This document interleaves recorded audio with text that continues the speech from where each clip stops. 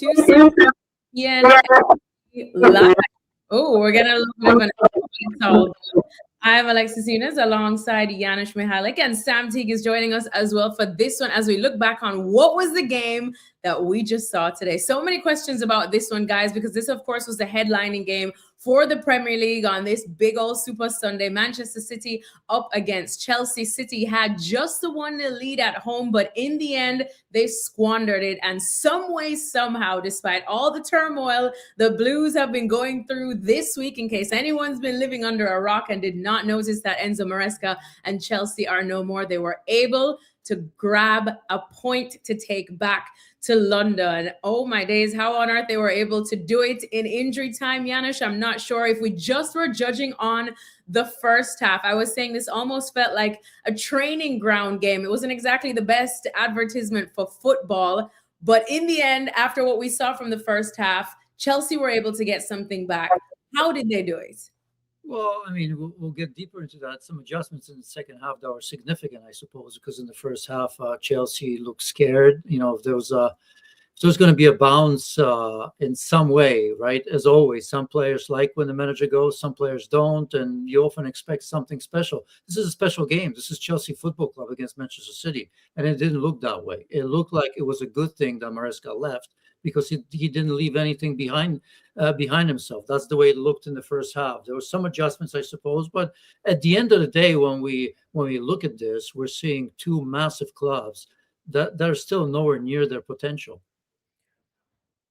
Sam, what did you make of Chelsea's approach, especially in that first half as well? Because now when it's all said and done and we look at the results, we're almost like, okay, maybe that uber defensive approach really did work out. But as Janusz was saying, you do empathize with Chelsea a bit after the week they've been through. Enzo Maresca leaving. Now it's a bit panic stations. What is Chelsea going forward? What's their identity? And now they've got such a big game in Manchester City. But again, looking at the players, the demeanor, the fact that they didn't look like they were, tracking back as much, you almost wanted to shake them and wake them up and be like, guys, I know what you're going through, but this is still Manchester City you're going up against.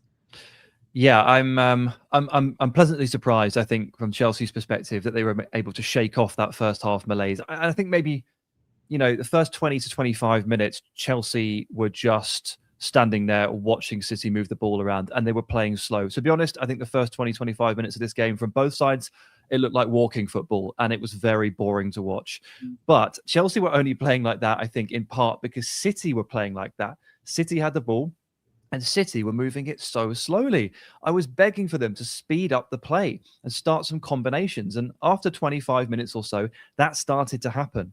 Erling Haaland started to get himself into the game, and Reinders started to get into the box. And there was a period then, towards the end of the first half, where City, I thought they were going to score 3. I thought they were going to put this game to bed. They did get the goal just before half-time. I thought they'd come out second half and stamp their authority on the game and get another one.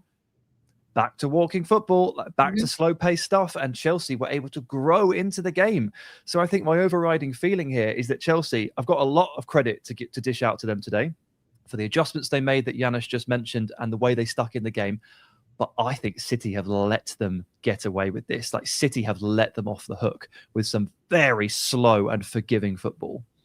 Yeah, Janusz, what do you think that is? I suppose now we're looking at it, and of course, it's a point gained for Chelsea in this one. But City, you're up at home. You are in a comfortable part of the season, in the sense that if we're talking about them chasing down Arsenal, it's something that we know that they have done before. So they have the comfort in that. But how could they let Chelsea get back into this game? Were they too cautious after scoring? I don't know if they were too cautious. As Sam was saying, I mean, in the first half, there was enough to win it. I mean, if you look at the last City 2 games, I mean, it wasn't bad. I mean, against Sunderland, they were so close. I mean, so many times. It's one of those games that's easy for us to talk about, Sunderland put in the work. We all know they're missing a lot of players, this and that, right? But ultimately, I agree with Pep after the Sunderland game. It was good. I mean, City played well and, should have won that. And same thing here. And that's just the difference, right? That's why Arsenal will likely win the Premier League, because you have everybody else just missing that something, right? Some are missing a lot more than Manchester City, because Manchester City are within reach. But, that little composure, right? I always come back to that. And I'll tell you the differences, because they're small and maybe excuses. But timing is everything, and City are so close, but they're missing that little composure. The David Silva moment, Ilkay Gundogan, Kevin De Bruyne. There isn't player that can put it all together like that. Cherky may be the one, and he looks from time to time, but he's just not ready yet. Maybe it takes time for him, right? Because that football is so intricate that sometimes you play it blindly, you play it by memory. And, when I think of Manchester City at their best, it was that memory. They just knew, no reason to look. It was one touch football. Everybody knew where to move, and they're just 1 second too early or 1 second too late. In the end, and we'll get to the adjustment of Chelsea maybe because it made a difference. But I will say towards the end, you're playing without Guardiol and without Diaz, two center backs that have been very, very good. In fact, Guardiol has been outstanding finally playing in this position. And that last goal, the way he came in, yeah, it's easy to say had they been there, but I do believe that experience wouldn't allow for that play. I think City will close the game. When you take out two key players like that, sometimes stuff happens. Yes, and we've been talking about defense pretty much all season long and how it has been vulnerable. Did Chelsea find a way to expose those vulnerabilities a bit more today? Well, I think the injuries do help, yes, but I was really impressed with the manager, Callum McFarlane. I have to learn that one for a moment. Making some adjustments and being really proactive with his adjustments in this Chelsea team throughout the game. So they started off with the selection they picked. And in the end, because of the way City were moving and they had so many bodies in the center of the pitch and they used their fullbacks to be the only wide players moving up and down like this, everybody else goes in here and overloads the centre. Estevao, who started on the right wing for Chelsea, kind of ended up at wing back, always marking Nico O'Reilly. And he just obviously doesn't look very comfortable doing that. It's not a criticism, but he's very early into his Premier League career, and playing that kind of role is really, really hard. It's definitely not his job. So after about 30 minutes, McFarlane switched it, and he swapped Estevao and Neto on the wings, which meant that Neto was the one that was effectively playing wing-back. Again, I think that's the first smart thing he did, recognizing that two of his players probably weren't getting the best out of themselves. Then at halftime, he took Estevao off completely and changed the system up, created a box midfield with four of them, and then after 60 minutes, put Delap on and had him run the channels against the centre-backs. Progressively, Chelsea worked their way into this game and tactically effectively won the midfield battle here. So these are all integral things that Callum McFarlane has changed over the course in about 15-minute segments to get Chelsea on top. I was really impressed. This is his first game as a manager. He's against Manchester City and Pep Guardiola, and he created a platform for Chelsea to go out there and eventually get the goal that got them a point. Really impressed. Yeah, I was going to say that is massive props for him, because I don't know anybody who dares to challenge Pep Guardiola team and expects to win any midfield battle. But Janusz, what were the, I suppose, adjustments that made the difference for you? I'm sort of, Sam almost got me to believe him towards the end there. Because it didn't take much, really, when you think about it. It shouldn't have taken all that much for Chelsea to be better and to dominate that midfield. I mean, Rodri was once again wonderful. I mean, for a player that missed so much the last two games, when you see him and, he's done everything that he needed to do. But I don't necessarily think it was the Estevao, the fact that he was dropping off so much. Sometimes the game forces you that way, no matter what you do. I think the idea was that, adding Andre Santos into that midfield, him alone, changed everything, because without Caicedo, we've talked about players missing. I mean, to be fair to Chelsea, when you don't have Caicedo, you don't have Fofana, who just fell out, I think, just before the game because he was ill, and Cucurella, obviously, that's big losses. I mean, Chelsea has never had consistent defense, and that's their bigger issue, this game or any other game. But I think what happened with Santos is allow Enzo to be a little bit freer, but most importantly, it pushed Cole Palmer a little bit higher, because Palmer was playing out wide. I don't know if he was helping on the, on that side. Estevao, maybe some, that's what it was. But definitely his starting position, it was forced a little bit because they were sitting so deep, Chelsea as a team. But I think Andre Santos, who, by the way, when he plays throughout the season, I think he's been very, very positive for Chelsea. I think, I'm not sitting here saying that Andre Santos changed the entire game, but helped immensely because, by the way, Reece James was just average. That's a whole other story. Play him at right back and forget the rest when Caicedo's back and you have Santos and you have all those players. Play him where he's supposed to be playing. Yes, Sam, I see you chuckling there because I definitely want to highlight some more individual performances and Reece James being one of them for Chelsea, of course, being captain. Even though he's still so young, he's one of the more experienced players on the pitch for Chelsea in a time where that's exactly what they were desperate for, especially in those opening 25 minutes when we saw them kind of looking like they were stuck, up a creek without a paddle. What did you make of Reece James today? I didn't think he was bad. Look, over here in England, the co-commentator and the broadcaster was toying with the idea of giving him man of the match, Janusz. No. which is why you saw me smile slightly when you started saying that. I think Reece James is asked to play a tremendously difficult role. I'd probably say he's asked to play 3 roles at once, holding midfield, right back, and right centre back, all rolled into one. Now, he's very, very good at football, so he can withstand a lot. He can take a lot of tactical instruction. And I know that Maresca's not there anymore, but the pattern of the season has been that he's actually tended to ask Reece James to do a lot. He's tended to ask Cucurella to do a lot. And he's tended to ask Malo Gusto to do a lot as well. We're talking about playing various different positions, taking on all sorts of different instructions. And when they're off the ball, when they're in man coverage, I'm not talking about the NFL, when they're going man to man across the pitch, they all stick 1-to-1. And then when they split, Malo Gusto has to run over there, and it's so complicated. So I do have some sympathy when occasionally someone like Reece James just loses the ball. But I don't think he had a bad game.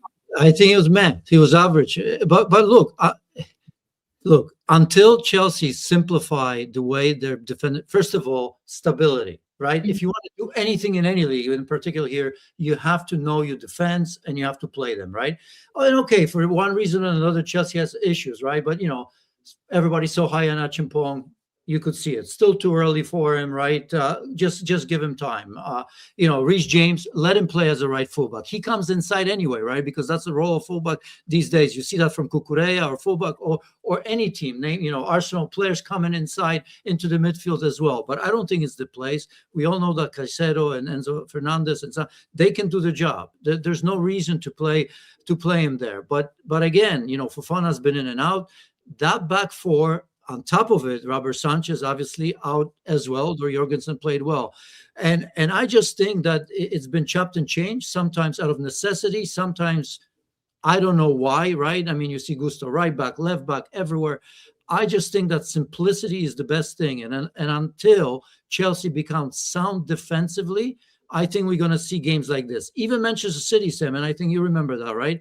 I mean, this is just recently. Give it a month or two where finally Pep Guardiola had his back four the way he wanted, and he consistently played it. And Man City at their best, you could pretty much name their back four at all times. Liverpool at their best, same story. Chelsea, all over the shop when it comes to that department, and that's why they are where they are, or they are who they are. The other team that's like that, of course, would be Ruben Amorim's Manchester United, because although he didn't do that today, he tends to sub a centre back, which drives the old school managers and commentators absolutely I get it, necessity. There's been some injuries, but even with the injuries, there's always tinkering with Chelsea in there, and that doesn't help to settle the team. Yeah, and I was about to say, we're almost 15 minutes into this stream, and a name that we have not mentioned is a name that we've gotten used to mentioning a lot anytime Manchester City play, and that, of course, is Erling Haaland. But no goals for the big man, again, in this one, in what I think many of us would have expected him to get at least one today. Sam, what do you put that down to? Was he just not getting the service that he needed? I mean, he came incredibly close. Yeah. It was so close.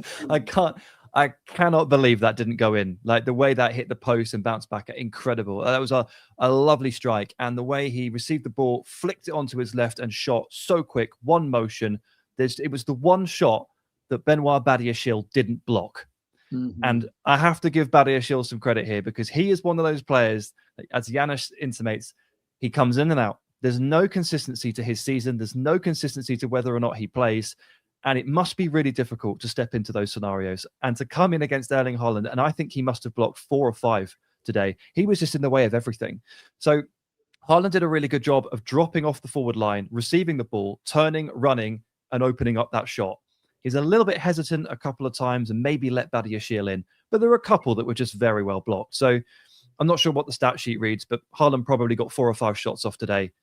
One hit the post, the others were all blocked. I think he was probably a little unfortunate not to get onto the end of a couple of shirky clipped balls as well. It just didn't quite happen, but I think he played well. Yeah. I mean, there are games where, right, when we talk about, oh, he's only had 6 touches in the game, right? 1 in the penalty area. Just before that post, right? Was it Badiashile? But he had a shot, maybe 30 seconds before that, he had a shot that was deflected, and Jorgensen still had to make a pretty decent save on that. So he had his looks today. I think he worked hard enough. They were looking for him. I thought some of the runs that he was making, even though it was tight, not a lot of room, it was okay. This is not one of those games where you say, well, when he scores 2 or 3 or 4 sometimes when he doesn't. But, it has to be said, last 2 games, today with Manchester City, kind of leads me into, my segue into this. Sorry, Alexis. But, this was a chance for us because City needed a statement win. You know what I mean? This is one of those. They haven't had it too many of them against big clubs, right? I mean, Liverpool and Manchester United, but Manchester United was very early, I think, if I remember. And Liverpool, I mean, both teams are nowhere near their best as well. I think both 3-0, but it just feels that these simple games like this one was in the first half, where it could have been 2 or 3-0, the 3-0, 4, once it's 1-0, City makes it 3 or 4-0 when they're good. That hasn't happened to Manchester City, and that's a worry. Yeah, how big of a worry is that, Sam, do you think? And in terms of what Manchester City need to take from this game in terms of bigger picture now going forward, because it's getting to the business end of the season. Yeah, so a month ago, I was worried that Man City were a very fragile team. I thought they were very, they were a high-powered attacking outfit, but they were fragile defensively. They were vulnerable in the last 15 minutes of games, and that would hurt them. I'm actually less concerned about that now, ironically, given they just conceded in the 96th minute. I'm now more concerned that they don't have the relentless killer instinct that is required. So at various different points over the last 3 months, I've been worried about Manchester City from a title contending perspective for one reason or another. And as I say that, I want to say I fully understand the fact that it's really hard to put everything together for top football teams, even if you're the best. Like having relentless in attack, perfect in defense, consistent, energetic throughout. It's hard. It's a long season, and not everything's going to be perfect all at the same time. But I haven't really had those concerns with Arsenal, and I guess that's why we sit here today with the gap as it is in the table. Yeah, Janusz, what about you? Do you have how big of a concern is that for you in terms of the fact that we're talking about a Manchester City that, given last season, is probably no surprise, but when we still keep talking about them as being the ones that can realistically challenge Arsenal for this title, that they don't necessarily have that fear factor, that killer instinct that we thought they were at least getting back a little bit? Yeah, the best word, is that ruthlessness. Mm-hmm. They're not ruthless enough. Although 2 weeks ago, I felt when they were on that run, because, we all remember that when Manchester City get on a good winning run, remember a few years back, it's all over. So look, this is a setback because Arsenal are doing exactly what City were doing when they were winning all these games. Even when they don't play well, they find a way, set pieces. We all know that. Settle back for incredible midfield players, deep squad that contributes all the time. But, it's only is it 4 points? It's still not over. As we all know, this is going to be the difficult part of the season.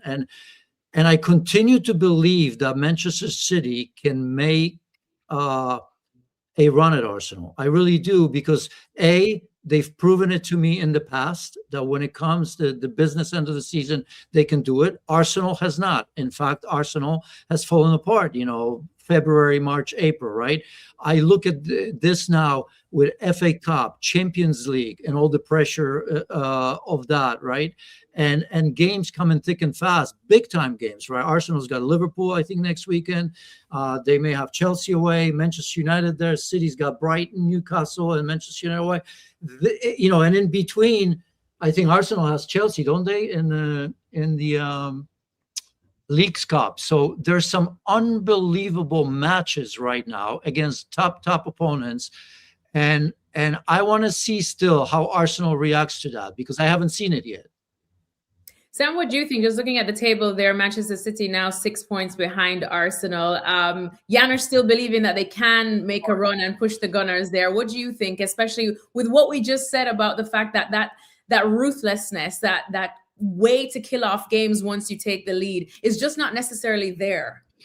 Well, look, we're halfway through the season, so I'm not crowning anybody yet, but 6 points at this stage of the season, it does start to look, the gap starts to look quite big. It really does. Almost shocked me a little bit there as it came on the graphic, because it's been closer than that for a very long time. But this is a big slip from City, and this puts it in perspective. So we're 20 games in. There's plenty of football to be played. There's latter stages of the Champions League. There's all sorts to happen. But Arsenal have already weathered one an injury crisis and come out of it somehow 6 points clear of City.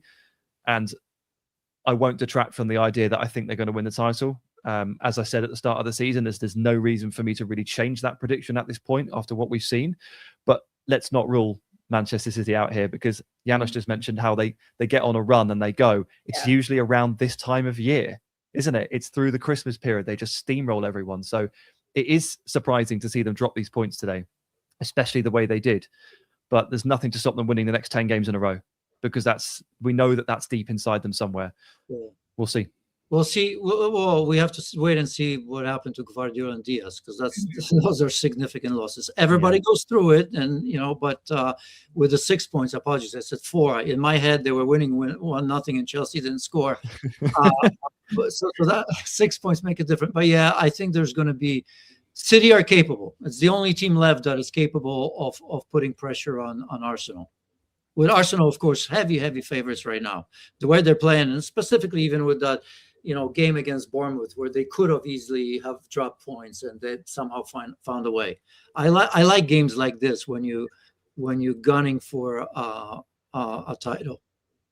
Well, then where does this leave Chelsea now? Of course, in a week where we are looking for anything to give us an idea of the direction Chelsea are going to take. But when you see a performance like this, Janusz, I know it's just 1 point, but it feels almost like 3 points given the week that they've had, given the fact that not many would have given them a shot away at Manchester City in this one. They are now just 3 points off Liverpool in the top 4, from the top 4, level on points with Manchester United. So what do Chelsea take from this, and can they make a push for that top 4 spot?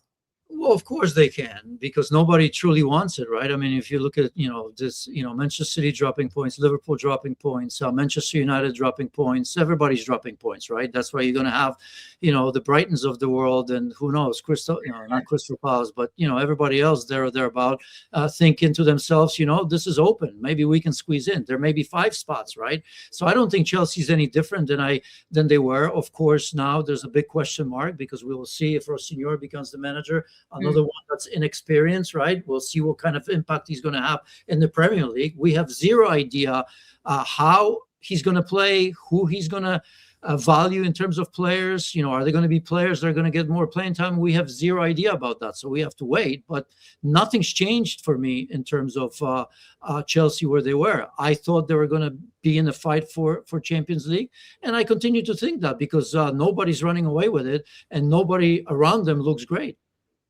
Sam, what do you think? What did Chelsea take from this one?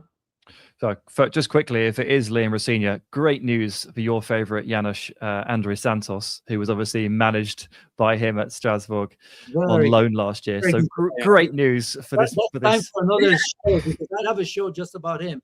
I think he's got a positive impact on that team every time I see him. But look, you just said that they're 3 points off Liverpool in 4th. They are 4 points above 14th. Mm-hmm. The Premier League table, the middle of it, is just wild. And if a team wins 2 games in a row, they just catapult up. Look at Brentford. What are Brentford doing up there? It's incredible. I don't mean that disrespectfully, but then also another team will lose 2 games over the next couple of games, and they'll drop 6 or 7 spots. Palace are currently basically right in the thick of it there. So for Chelsea, I guess it's just, I don't think you look at the table and you think that this works for you or it doesn't. Really, you look beyond the table and you just go, this was a situation where we could easily have just completely collapsed. No manager, 3 or 4 key players out, Caicedo, Sanchez, Fofana, all these guys not playing. It's City away. It's probably the second most difficult game on the calendar. And you're stuck in there, and you got to the 96th minute and you stole an equaliser and you deserved it. I think just being able to keep your heads above water this week is a phenomenal achievement for Chelsea, and so that's what I take from it. There's a bit of resistance in there, and that's good to see from a mental point of view. All right, final question before we start wrapping, just because this is, of course, January, which means the January transfer window. We know Chelsea still don't have their permanent manager yet. Manchester City getting one or two players back that have made the difference. Janusz, usually games like these, big games like these, kind of give us more of an indication of where or what direction the club may want to go in terms of bringing in new recruitments in January. For Chelsea and City, what would you want to see after what you saw from both sides today? Yeah, Chelsea, more players. Although they could use it, they could use it. I mean, look, I still continue to think that they need a quality center back. It's not there. I mean, Levi Colwill, okay, I don't even remember when he's coming back. If he does come back after such a, I mean, it's going to take time, right? I mean, that back four is not steady. If Cucurella is there and Reece James is there, then I'm okay. After that, I don't see that John Terry figure, right? I mean, I need to see somebody like that with that experience that can organize the team in those difficult moments as well. So if somehow they can find somebody like this, I would welcome that. After that, I don't know if how active Chelsea are going to be in terms of spending money for these top experienced players, because that's going to cost crazy. And it doesn't seem that they want to be going that way. If anything, they'll buy more young players. For Manchester City, I mean, look, Semenyo comes in. I suppose that's going to be positive. We'll see how he reacts to playing for a big club with massive expectation, because we've seen some big names come into the big clubs and they don't look the part because it's just different. So, but if Semenyo comes in, and I still don't think that City are going to be buying more than that. One or two players, they're good enough everywhere, I think. The biggest problem for Pep is to get the best out of some great players that he has. That's a bigger issue. I don't think anybody, there's a player that comes in and changes the way Manchester City play. Sam, what do you think? Yeah, I mean, I think this season I've seen Matheus Nunes improve quite a lot, but if I was City, I would always be on the look for another right back if something came up. I'm not saying dive into the market and overpay, but I keep seeing suggestions that Joao Cancelo isn't interested in being in Saudi Arabia anymore and maybe wants a half a season in Europe ahead of the World Cup. I don't know if he and Pep can bury whatever hatchet there was there, but these sorts of situations, they crop up. And if I was City, I would be attentive to the right back market now that they have seemingly sorted the auxiliary goal scorer situation, because we all know that City are too reliant on Erling Haaland to score goals. And then with Chelsea, I mean, I've stopped recommending Chelsea buy players because they've bought so many. But I can certainly get on board with Janusz's logic there that they lack a world-class centre-back at the moment, I guess. Janusz, you wanted to chime in? No, that's good. Good shout at right back. I never thought about it. That's a good shout for City, yeah. All right. Well, Sam and Janusz, thank you guys so much for chatting with us. Thanks to everyone for tuning into this edition of ESPN FC Live. What a day in the Premier League it has been. I'm pretty sure there'll be plenty more reaction on the ESPN FC show. Until then, we'll see you next time.